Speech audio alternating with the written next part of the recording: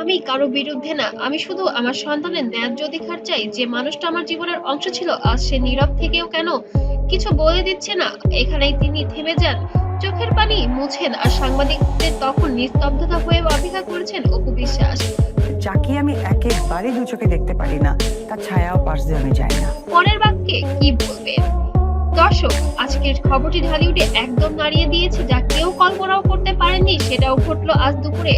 ঢাকার এক জরুরি সংবাদ সম্মেলনে উপস্থিত হন নায়িকা অপু বিশ্বাস, কিন্তু বিষয়টি আর আমার যখন যাকে পছন্দ হয় না, তখন আমি সেই জায়গা থেকে পুরো সাইড। কোনো সিনেমা বা পুরস্কার নয়, বরং তিনি এসেছেন নিজের সন্তানের স্বীকৃতি দাবি করতে। হ্যাঁ, সাকিব খানের কাছে থেকেই সন্তানের স্বীকৃতি চেয়ে অপু বিশ্বাসের এই সংবাদ সম্মেলনে কেঁপে উঠেছে পুরো সোশ্যাল মিডিয়া।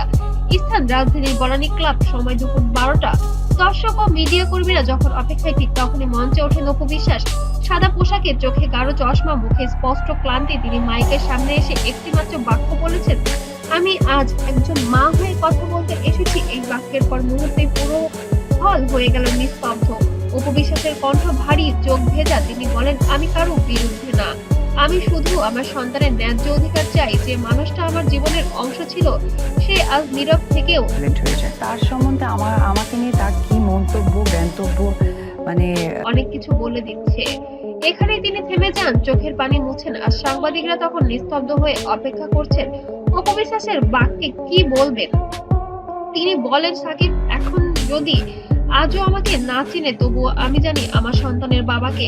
আমি কোনো লড়াই করছি না, আমি সত্য দাবি করছি। এই মুহূর্তে অপু বিশ্বাসের গলায় কান্নার সুর, আর সেই ভিডিও মুহূর্তে সোশ্যাল মিডিয়ায় ছড়িয়ে পড়ে ফেসবুক, ইউটিউব, টিকটক ভাইরাল হতে থাকে। অপু কান্না হ্যাশট্যাগ ক্লিপটি এক পর্যায়ে সাংবাদিকদের এক প্রশ্নে অপু বিশ্বাস বলেন, আমি চাই না কেউ আমার সন্তানকে অবৈধ বলুক, আমি চাই না কেউ তার পিতার নাম নিয়ে প্রশ্ন তুলুক। এই কথার পরই দর্শকরা করতালি ফেটে পড়েন, কারো চোখে পানি, কারো চোখে ছিল জানারই সময় নেই। একবার একটা কথা, আমি তাকে ঘৃণা করি। শ্রদ্ধা। অপু বিশ্বাস যেন এক মুহূর্তে মায়ের প্রতীক হয়ে দাঁড়ালেন।